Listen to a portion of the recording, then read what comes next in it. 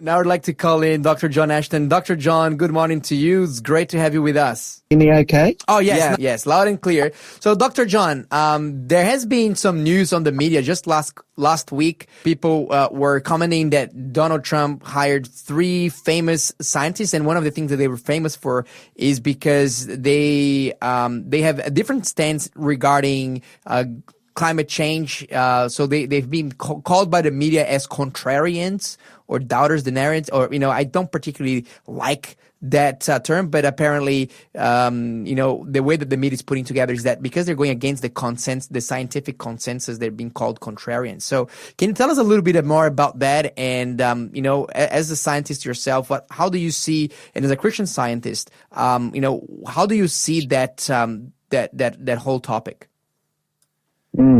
Yes, that's an interesting announcement. I think one of the things, first off, we need to say is that most scientists, of course, don't accept the biblical flood model. Yeah.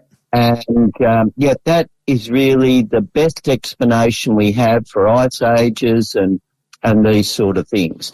The other thing is that God promised back, and we read it in Genesis 8:22, that while the earth remains, seed time and harvest, cold and heat, summer and winter, day and night shall not cease. So this is God's word there that reassures us. Now, one of the things is that we have this climate change sort of frenzy that seems to be being developed in the media. And I think one of the other things that we have to remember is that often with journalists, we don't want facts to get in the way of a good story. Yeah. And often some of these things are embellished. Other times too, the journalists themselves don't understand the science. And also, it seems to me from that there's some sort of political motivation behind this climate control aspect and wanting to push this climate control. So let's have a look at some of the data. Now, the guys that Trump appointed, one of them is a physicist, Stephen E. Coonan, and then there's the 2 other guys, John Christie and Roy Spencer. Now, these latter 2 guys are the guys that actually developed the satellite technology for measuring global warming. So they are the guys that, are leaders in this particular field that develop the technology whereby we can measure and actually measure what is happening. And their research has been well recognition. They were awarded the NASA prize for their research, a highly prestigious prize. Now, it's interesting when you go, say, on Wikipedia and look up these guys, because one of the statements they're making, those last 2 scientists, is that the models that a lot of scientists are putting up are giving us artificially high values for temperature rise that don't match the actual measured levels.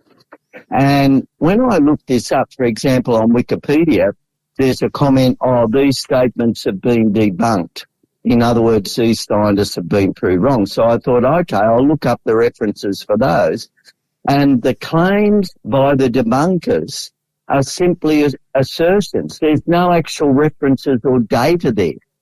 So it's sort of like, the same in the evolution creation debate. When people put up arguments showing that evolution is impossible, that other people will say, oh, no, their arguments have been debunked. But when you look into them, hang on, there actually isn't any evidence. Mm-hmm. Now, the other scientist is Stephen E. Coonan. Now, Coonan is he is a brilliant scientist. He from memory, got his first degree in physics from Caltech, his PhD in physics from MIT, one of the top unis in the world. He's the guy that wrote the original textbook back in the 1980s on computational physics. He's been the chief scientist, chief administrator at Caltech University. I mean, Caltech's one of the top unis in the world, right? Particularly for technology development in the United States. So this guy is one of the top physicists in the world, right? And essentially what he says is this, and there's an interview, if you look up Stephen E. Koonin, spelled K-O-O-N-I-N, for those that are listening, K-O-O-N-I-N. You look up the interview that was done with him. There's a transcript from it. And he concludes by saying, I would say the first thing to do is to cancel the climate crisis, namely to tell people there is no emergency here. This is a complex problem that has different facets and different solutions. So first of all, let us stand back and take a much better understanding of the problem. And then he says climate literacy and energy literacy are woefully lacking amongst policymakers. Mm-hmm.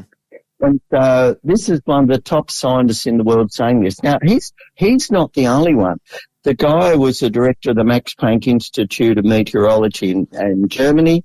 He has concerns. And another lady who was a professor of climate science, professor of earth sciences at Georgia Tech in the US, has spoken out. And also Richard Lidston, professor emeritus, Department of Earth and Atmospheric Sciences at MIT. So remember, last year MIT was rated the top uni in the world, Massachusetts Institute of Technology. These are all guys that oppose this climate change frenzy. Mm-hmm. The other thing we could look at too is some of the failed predictions. So, for example, in 1989, the United Nations said entire nations will be wiped out by the year 2000 if sea level rises are not stopped. It didn't happen. But it does create a chaotic mindset, doesn't it?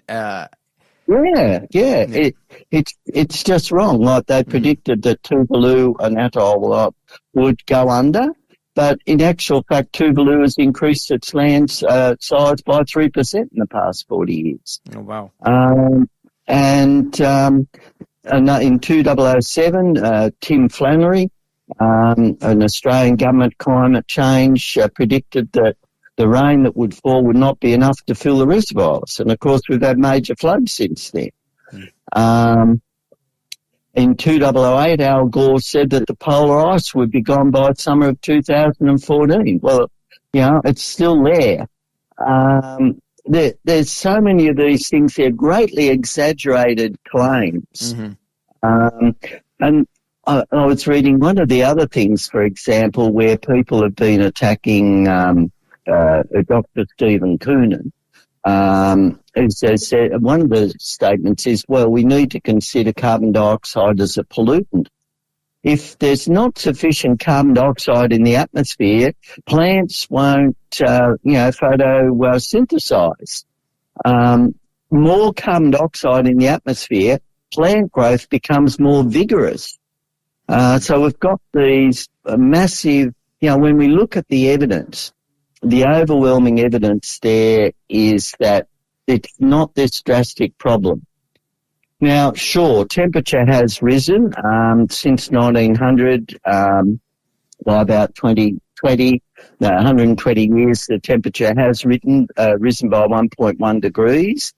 Weather events are mostly the same. For example, the rate of hurricanes and tornadoes, these sort of things, is the same.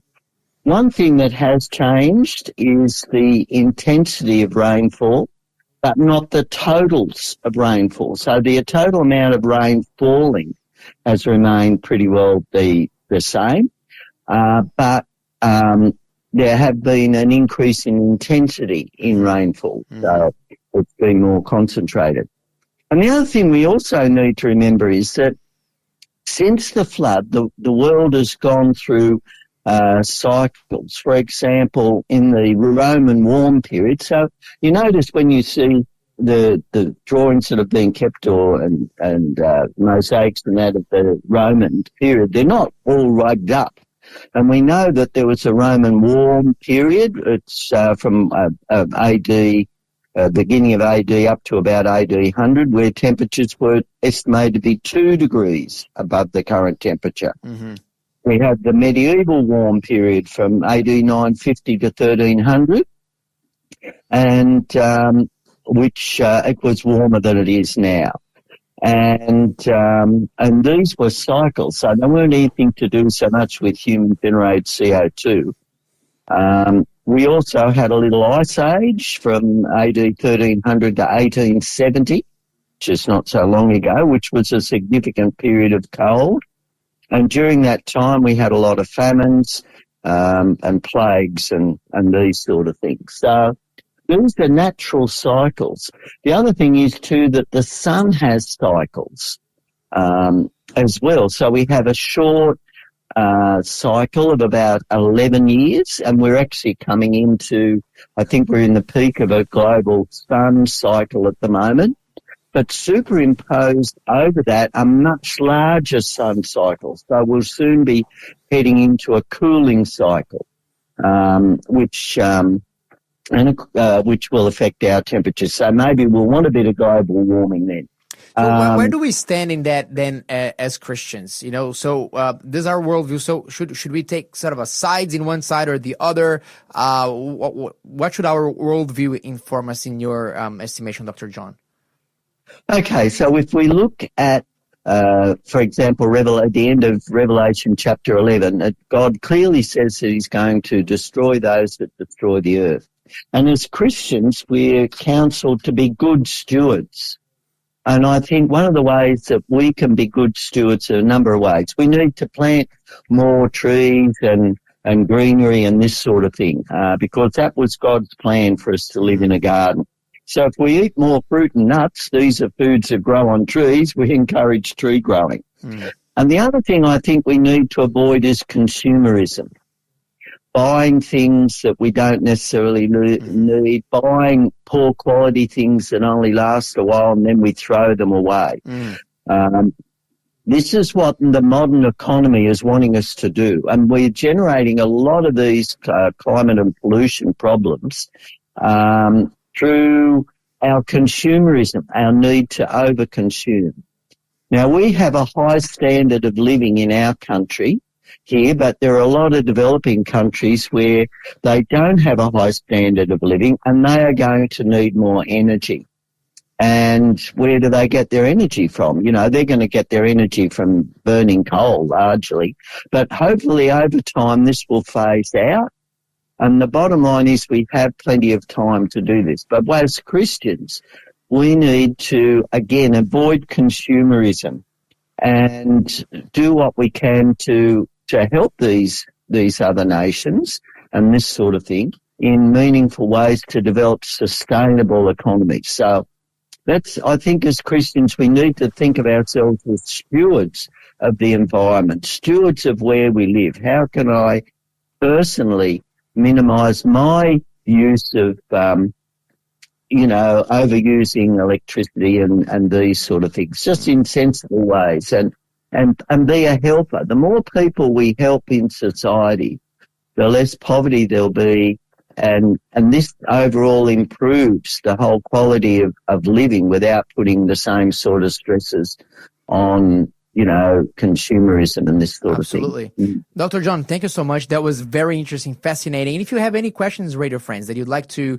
direct to Dr. John, please text us to 0491 064 669 and we will pass them on to him. Dr. John, thank you so much. You're listening to the Breakfast Show podcast on Faith FM. Positively different. With